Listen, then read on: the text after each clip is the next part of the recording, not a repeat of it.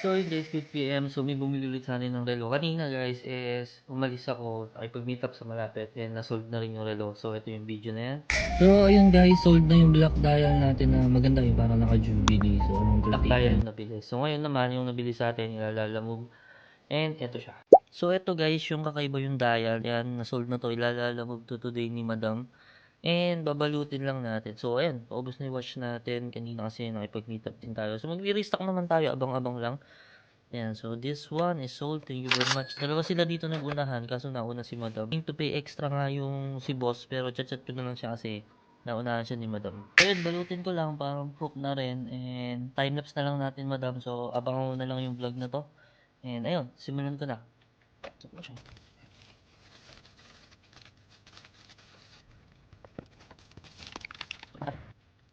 Ano?